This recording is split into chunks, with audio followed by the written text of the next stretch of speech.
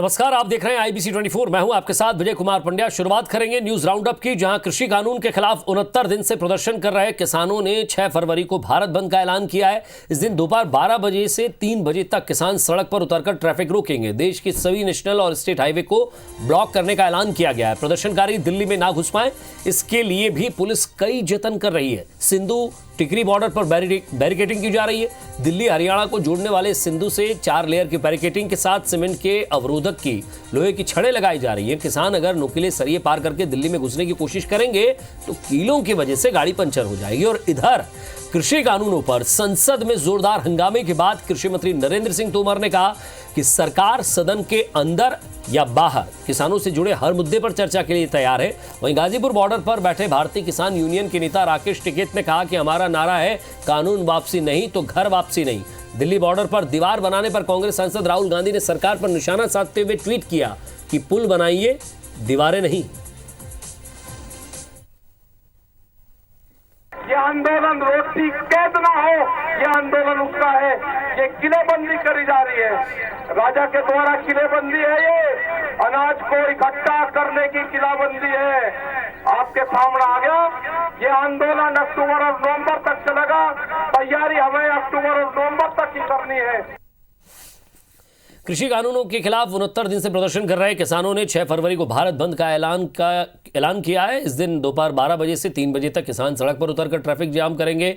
देश के सभी नेशनल और स्टेट हाईवे को ब्लॉक करने का ऐलान किया गया। वहीं छत्तीसगढ़ से भी हजारों की संख्या में किसान रायपुर पहुंचेंगे और इस दौरान नेशनल और स्टेट हाईवे पर चक्का जाम करेंगे। छत्तीसगढ़ के मुख्यमंत्री भूपेश बघेल ने भारत बंद का समर्थन करते हुए कहा है कि देश के प्रधानमंत्री कहते हैं कि एक फोन कॉल की दूरी है। वहीं दिल्ली पुलिस कील और कांटे लगाकर किसानों को रोकने का प्रयास कर रही है। अब एक कंक्रीट की दीवार खड़ी करना है, कितना गंभीर मामला है।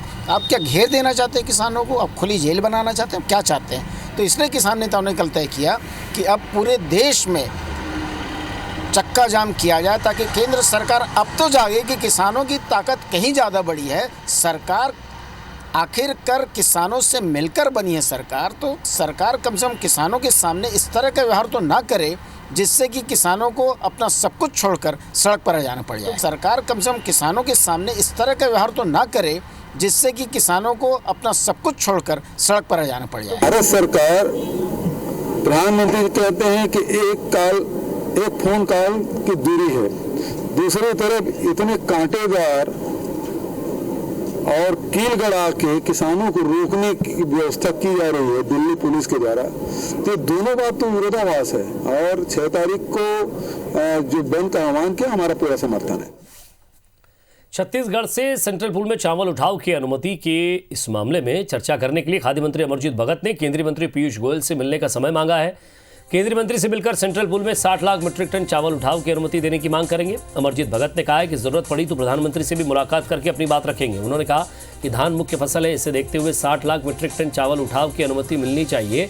चर्चा के दौरान खाद्य मंत्री अमरजीत भगत ने बताया कि वे चुनाव प्रचार के लिए असम जाएंगे, जल्द ही इसकी तारीख तय हो जाएगी।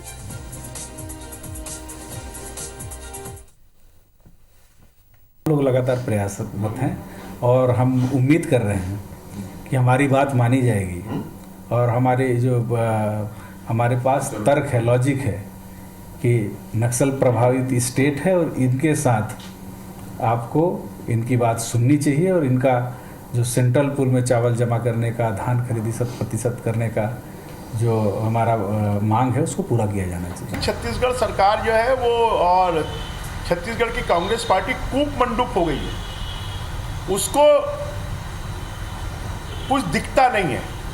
वो खाली अपने आप में ही सोचते हैं, खुद कुछ नहीं कर पा रहे तो उनको लगता है कि बाकी भी कोई कुछ नहीं कर पाएगा। आज केंद्र सरकार की मदद से ही ये राज्य सरकार भी जितना कर पा रही है उनकी मदद से ही कर पा रही है। प्रदेश की सबसे महत्वपूर्ण योजना नरवा, गरुआ, घुरवा और बाड़ी योजना में अधिकारी कैसे उसे पलीता लगा रहे हैं, इसका खुलासा आज हम आपके सामने करने जा रहे हैं। जहां सरकारी खजाने को चूना लगाया जा रहा है और किसानों के साथ धोखा किया जा रहा है। सबसे बड़ी बात यह कि जिन हितग्राहियों का चयन किया गया था उन्हें लाभ देने के बजाय बाकी किसानों को लाभ दिया जा रहा है। जरा रिपोर्ट देखिए आप। बोरे में रखा सामान सरगुजा जिले के सीतापुर के करीब 109 किसानों को 16,500 रुपए कीमत पर दिया गया। मगर आपको जानकर हैरानी होगी कि ये सामान बाजार में महज 600 से 700 रुपए में मिल जाएगा। दरअसल आदिवासी विकास विभाग की तरफ से सीतापुर जनपद को किसानों के उत्थान के लिए सरकार की फ्लैगशिप योजना नरवा गरबा घुरवा बारी के तहत 18 लाख रुपए दिए गए। इसके तहत ये काम एनजीओ को मिला और एनजीओ ने जो प्रोजेक्ट बनाया उसमें 5000 हितग्राहियों के चयन पर खर्च करना बताया, जबकि हितग्राहियों का चयन कृषि विभाग ने किया। इतना ही नहीं, 1.5 किलो बाजरे का बीज 3000 की दर पर दिया गया, जो बाजार में महज 150 रुपए किलो में मिल सकता है। इसके अलावा एनजीओ ने करीब 4 किलो खाद 5000 रुपए में किसानों को दिया, जबकि ये खाद मार्केट में 50 रुपए किलो में मिलती है। सबसे बड़ी बात ये कि किसानों को दवाई के नाम पर महज 145 रुपए प्रिंट का एक दवाई का डिब्बा दिया, मगर एस्टीमेट में इस पर 5000 रुपए का खर्च बताया। अब जब किसानों को ये सामग्री मिली है तो किसान इसे गुणवत्ता विहीन बता रहे हैं। अरे हमन ला देई ना यही ला जाना तहन का होई का नहीं हमन जान बे नहीं करत हन। एला का लगाबो अभी लगा लाकर ये ना लागी तो अपील कर सकते हैं, कैसे नहीं, क्यों नहीं करेंगे। काहे कि नाम है तो उसमें हम लोग का हक है, तो मिलना चाहिए हम लोग को। बस यही जानते हैं हम लोग को का बीजा है का नहीं। अभी इसको कहाँ लगाए, अभी हमको दिया है ना, हम लोग के यहाँ पानी का साधन है ना कुछ का साधन नहीं है, और ये बीजा हम लोग क्या करेंगे। और जो खाद दिए हैं 4 किलो पर बैग है, उसका रेट है 145 रुपया, तो उसमें 400 रुपया रेट बढ़ा के दिए हैं। IBC 24 ने जब इस योजना से लाभान्वित हितग्राहियों के घर और गांव जाकर इस बात की पड़ताल की तो ये सनसनीखेज खुलासा हुआ। इस खुलासे के बाद सीतापुर जनपद के जन प्रतिनिधियों ने राशि के आवंटन से लेकर किसानों को सामग्री वितरण की प्रक्रिया और इस पर राशि खर्च करने को लेकर सवाल उठाए। उसको न देके दूसरे लिस्ट से सामान दिया गया, और सामान जो एक हितग्राही को लगभग 16,500 का मिलना था सामान, तो उसमें मुश्किल से 300 से 500 रुपए तक का सामान मिला है, जो एक चिंता का विषय है। मतलब स्टार्टिंग से लेके अंतिम तक पूरा घोटाला है। पंचायत के माध्यम से किसानों को लाभ पहुंचाने के नाम पर गड़बड़ी की जानकारी पंचायत मंत्री तक पहुंच चुकी है। मंत्री TS सिंहदेव ने मामले की जांच कराने के बाद दोषियों के खिलाफ एक्शन की बात कही है। जांच के लिए बुला भी हुआ है, मैंने रायपुर में भी अधिकारियों को जांच के लिए कहा, और अभी जो दस्तावेज लेके आए हैं CO साहब के पास भी जाएंगे, मैं उनसे भी चर्चा करके जरूर बोलूंगा कि वो देख लें। कोई जो 70 रुपया या 140 का है उसका 3000 लगाया गया है, या एक से ज्यादा ऐसे डिब्बे दिए गए हैं, तो ये सब सीधे इसमें कुछ कह पाना संभव नहीं होता, जांच का विषय है। ग्राउंड जीरो पर हमारी पड़ताल में इस बात का भी खुलासा हुआ कि सामानों पर प्रिंट असली रेट को काटकर नए रेट प्रिंट किए गए।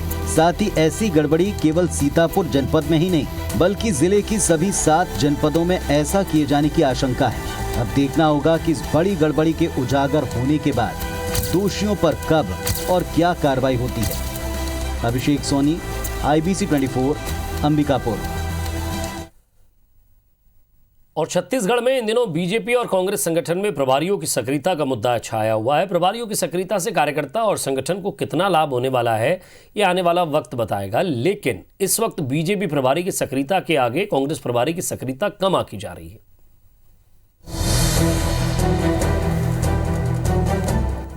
छत्तीसगढ़ में बीजेपी और कांग्रेस दोनों संगठनों की कार्यशैली और सक्रियता पर सबकी पैनी नजर लगी रहती है।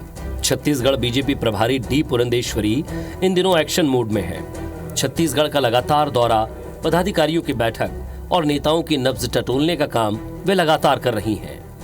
बीजेपी के खेमे में इस बात से भी हलचल है कि नई प्रभारी के आने से संगठन के नेता पहले से ज्यादा दबाव महसूस कर रहे हैं। ये जो भी प्रभारी होते हैं उनका काम होता है कि राज्यों को टाइट करना और राज्यों से वहाँ के संगठन को मजबूत करना, और उनका जो दायित्व है, उनका जो काम है वो कर रही है, और ये सब चीजें स्वाभाविक प्रक्रिया है। नियुक्तियां जो नहीं हो पा रही है, हो रही है। कल ही महिला मोर्चे की घोषणा हुई है। 6 जिलों का मामला अटक गया, 6 जिलों में घोषणा नहीं हो पाई है, उसके लिए अब वो कोई स्थानीय दिक्कतें होंगी, वो भी हो जाएंगी जल्दी। मौजूदा वक्त में सियासत का ये पहलू है कि एक तरफ बीजेपी की नई प्रभारी लगातार छत्तीसगढ़ का दौरा कर रही है, तो कांग्रेस प्रभारी PL पुनिया पिछले 3 महीने से दौरे पर नहीं आए हैं। निगम मंडल में अटकी नियुक्तियों के पीछे भी यही वजह मानी जा रही है, क्योंकि प्रदेश प्रभारी की मुहर नहीं लग पाई है। इधर बीजेपी प्रभारी डी पुरंदेश्वरी और सह प्रभारी नितिन नबीन 3 माह में तीसरी बार छत्तीसगढ़ आने वाले हैं, जिसके बाद बीजेपी संगठन में बची हुई नियुक्तियों के होने की संभावना है। पूनिया जी हमार छत्तीसगढ़ बर जैसे तूफान में कोई जहाज ला लंगर रोक के रखते, थाम के रखते, ऐसने पूनिया जी हमन ला साथ देहे, सहयोग देहे, मार्गदर्शन देहे। पूनिया जी के और पुरंदेश्वरी जी के कोई तुलना नहीं हो सका। सरकार का और संगठन का आपसी बात है और उसके बिना कोई काम रुक तो नहीं रहा है। किसानों का काम, धान खरीदी का काम, लोगों को चावल बांटने का काम निर्बाध रूप से चल रहा है। नरवा गरवा घुरवा बड़ी का काम निर्बाध रूप से चल रहा है। राजीव गांधी किसान न्याय योजना, गोठान योजना, जो गोबर खरीदी लोगों को सीधे लाभ पहुंचाने का काम, सब काम तो चल ही रहा है, ये भी काम होगा। कुल मिलाकर संगठन प्रभारियों की सक्रियता ही कार्यकर्ताओं को जोड़े रखने का एकमात्र उपाय है। ऐसे में निगम मंडल में जगह पाने की आस लगाए बैठे कांग्रेस के कार्यकर्ता नियुक्ति की सूची के साथ साथ प्रभारी के दौरे के इंतजार में हैं। तो वहीं बीजेपी कार्यकर्ता संगठन प्रभारी की उम्मीदों पर खरा उतरने की होड़ में हैं। राजेश मिश्रा, IBC 24, रायपुर। और मध्य प्रदेश की सियासत में हुई उथल पुथल के बाद कांग्रेस छोड़ बीजेपी में आए विधायकों को मंत्री पद दिए जाने के खिलाफ दायर की गई याचिका को जबलपुर हाईकोर्ट ने खारिज कर दिया है। हाईकोर्ट ने याचिका को मौजूदा परिदृश्य में औचित्यहीन पाकर खारिज कर दिया। छिंदवाड़ा के अधिवक्ता आराधना भार्गव की ओर से दायर की गई याचिका में आरोप लगाया गया था कि कांग्रेस छोड़ बीजेपी में आए विधायकों को मंत्री पद दे दिया गया, जो कि संविधान के मुताबिक नहीं था। याचिका में दल बदल करके सरकार बनाने का आरोप लगाया गया था। याचिका में पद से इस्तीफा दे चुके विधायकों को मंत्री बनाने पर सवाल उठाए गए थे।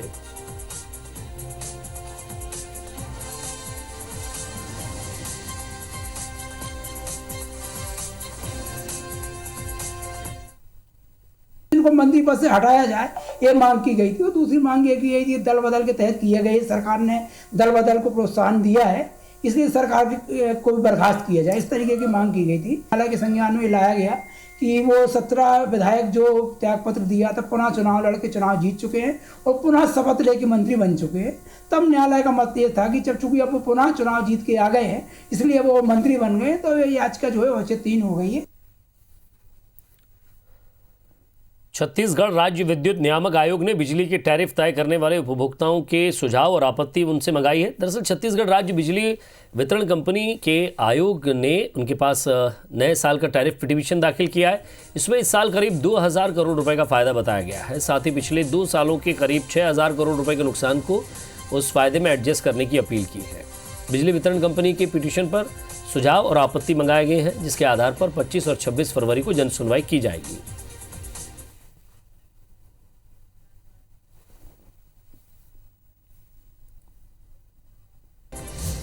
सीबीएसई 10वीं और 12वीं की परीक्षा की डेटशीट शिक्षा मंत्री रमेश पोखरियाल निशंक ने जारी कर दी है। अपने ट्विटर अकाउंट से शिक्षा मंत्री ने ये जानकारी दी है। उन्होंने कहा है कि 2 विषयों के बीच छात्रों के समय देने की कोशिश की गई है, जिससे छात्रों को समय देने की कोशिश में उन्हें फायदा मिलेगा। सीबीएसई 10वीं और 12वीं की परीक्षा 4 मई से 11 जून तक ऑफलाइन मोड पर आयोजित की जाएगी।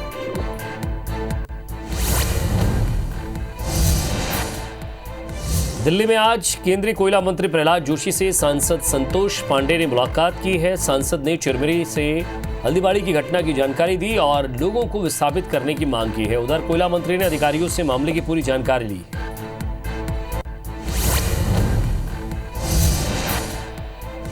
सरकार ने भले ही सिनेमाघरों को पूरी क्षमता के साथ खुलने की अनुमति जारी कर दी हो, लेकिन भोपाल में सिनेप्लेक्स खुलने की स्थिति में नहीं है। इसकी असल वजह है बड़े बजट की नई फिल्में नहीं रिलीज हो रहा। सिनेप्लेक्स संचालकों का कहना है कि मार्च तक कुछ बड़ी फिल्में रिलीज होने की उम्मीद है। ऐसे में भोपाल के सिनेमाघर भी अब मार्च में ही खुलेंगे। इधर राजधानी भोपाल में राम जन्मभूमि मंदिर निर्माण के नाम पर फर्जी चंदा वसूलने का पहला मामला सामने आया है। विश्व हिंदू परिषद के यतेंद्र पाल सिंह जादौन की शिकायत पर आरोपी के खिलाफ धोखाधड़ी की धाराओं के तहत पुलिस ने एफआईआर दर्ज करके आरोपी को हिरासत में ले लिया है। मामला अशोका गार्डन थाना क्षेत्र का है। मनीष राजपूत नाम के युवक ने फर्जी रसीद छपाकर अवैध वसूली कर रहा था। इस मामले की जांच के बाद ये सामने आया। कि आरोपी अब तक कितने लोगों की फर्जी रसीद काटकर रुपए ऐंठ चुका है।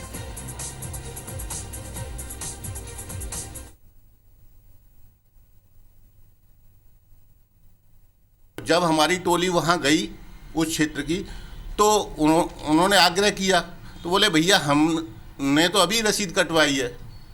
तो उन्होंने कहा कि हमें रसीद दिखाइए, आप कटवाइए। तो उन्होंने दिखाया रसीद, तो वो रसीद फर्जी पाई गई। रसीद फर्जी पाई गई तो उनसे पूछा गया ये रसीद कौन काट के गया है, तो उन्होंने बताया कि ऐसे ऐसे ये महोदय काट के गए।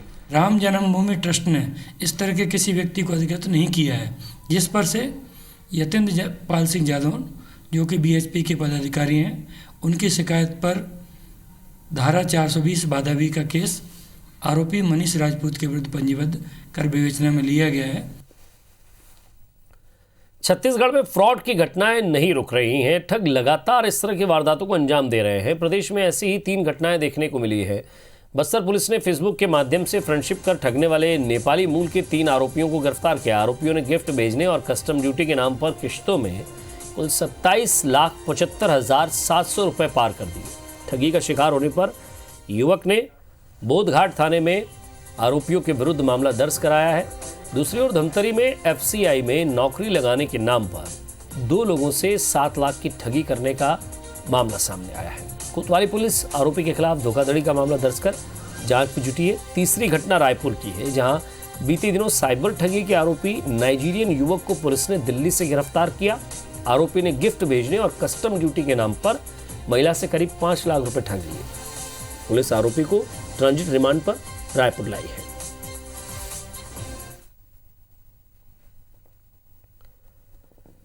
रायपुर में बुजुर्ग महिला से ठगी का मामला सामने आया है। कटोरा तालाब इलाके में 65 साल की महिला को पुलिस जांच का डर दिखाकर शातिर ठगों ने सोने की ज्वेलरी पार कर दी। सिविल लाइन पुलिस के मुताबिक रिटायर्ड इनकम टैक्स इंस्पेक्टर करुणा गुप्ता अपने घर अमलीडीह से जिला अस्पताल जाने के लिए निकली थी। कटोरा तालाब के पास मुंह पर कपड़ा बांधे हुए बाइक सवारों ने महिला को रोका। खुद को सीबीआई अधिकारी बताते हुए अगले चौक पर मर्डर होने की बात कहते हुए जांच कराने की बात कही।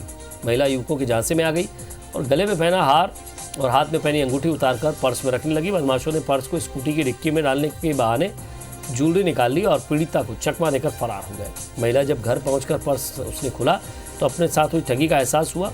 उसके बाद शिकायत दर्ज कराई, जिसके आधार पर पुलिस ने आसपास लगे सीसीटीवी फुटेज खंगाल रही है। बुजुर्गों से ठगी का ये कोई पहला मामला नहीं है। इससे पहले भी गोल बाजार और कोतवाली थाना क्षेत्र में इस तरह की ठगी की वारदातें हो चुकी हैं।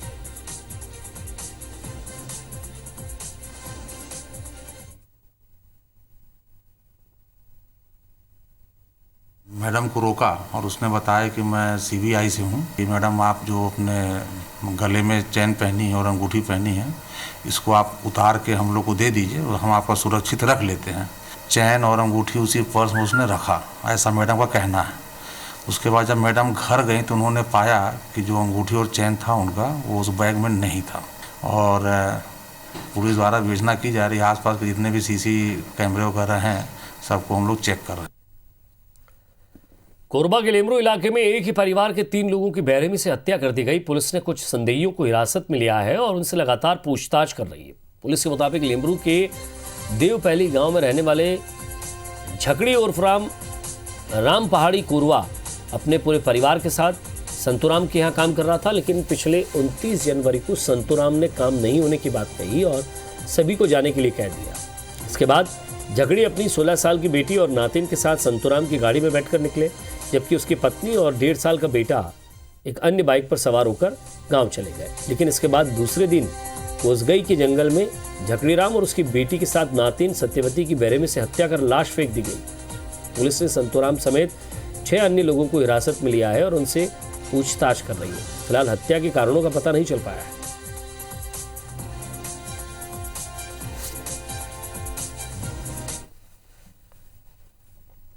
पुरानी रंजिश में आरोपियों ने एक छात्र को जमकर पीटा, लेकिन जब इतने से भी उनका दिल नहीं पसीजा तो वे उसे पकड़कर नाई के पास सैलून ले गए और उसका मुंडन करा दिया।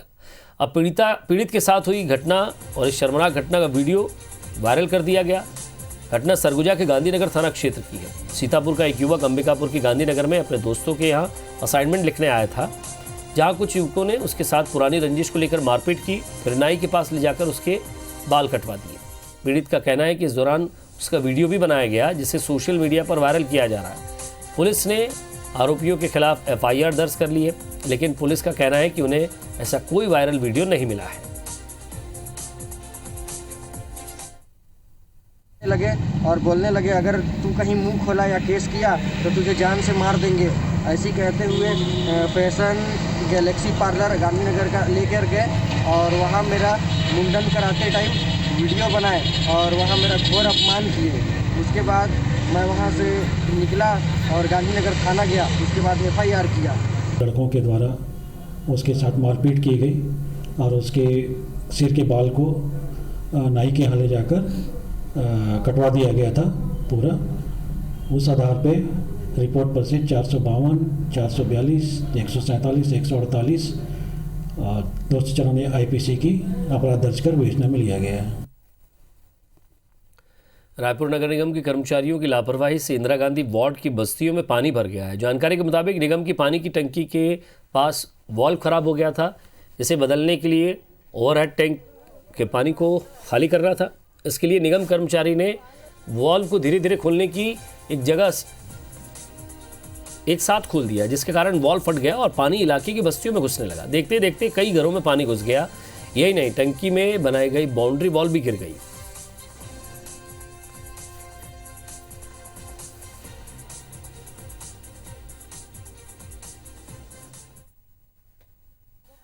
राजधानी रायपुर में एक तरफ लोगों को मेंटेनेंस कार्य के चलते इंटरवेल में लोगों को पानी की पीने का पानी उपलब्ध नहीं हो पा रहा। वहीं दूसरी तरफ एक दूसरा नज़ारा हम आपको दिखाते हैं, जहां पर जो निगम के कर्मी हैं उनकी लापरवाही का असर ये हुआ है कि एक टंकी को खाली करना था तो लेकिन हड़बड़ाहट में शायद वाल्व को पूरा खोल दिया गया, जिसकी वजह से पूरा टंकी का पानी बस्ती में भर गया है।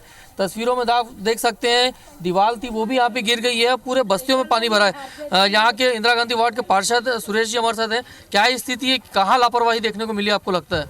ऐसा है कि वाल ख़राब हो गया था, जो सप्लाई करते हैं सब जगह पानी जाता है, तो उसके लिए टंकी को खाली करना आवश्यक है, ऐसा निगम द्वारा बताया गया। और उसके बाद टंकी जो खाली करना था, निश्चित रूप से इसके वाल ज़्यादा खोल दिया गया। अगर इसके धीरे से खोलते तो टंकी खाली होने में समय लगता जी, लेकिन इन्होंने ज़्यादा वाल खोल देने के कारण जो आसपास का जो एरिया है वहाँ जलमग्न हो गया है। देखिए आसपास का इलाका आपको दिखाऊंगा, जैसे ये पूरी बस्ती है, इस घर का ही नज़ारा आपको दिखाते हैं कि आखिर क्या स्थिति है। पूरे बस्ती में यही हालत है और देखिए घरों में ऐसा पानी भर गया है लोगों के यहाँ। बहुत परेशानी, पूरा अंदर तक पूरा सामान भी खराब हो गया है, पूरा एकदम पूरा इतना भरा अंदर तक है, पूरा रूम तक। देखिए साफ ये स्थानीय बस्ती है के लोग हैं जो बता रहे हैं कि पूरे घरों में पानी भर गया है और कहीं ना कहीं ये एक निगम के कर्मी की लापरवाही है, जिसका खामियाजा पूरे बस्ती के आसपास के इलाके के लोगों को भुगतना पड़ रहा है यहाँ। और जिस प्रकार से जैसे पार्षद ने बताया कि कहीं ना कहीं इस मामले में थोड़ी सी लापरवाही बरती गई है, तो ये एक गंभीर चिंता की विषय है और इस पर निगम प्रशासन को सोचना चाहिए और जल्द से जल्द उस कर्मचारी के खिलाफ कड़ी कार्रवाई करनी चाहिए। यहाँ कैमरामैन लखन शर्मा के साथ स्टार जैन, IBC 24 रायपुर। और इसी के साथ फिलहाल इस बुलेटिन में इतना ही। नमस्कार।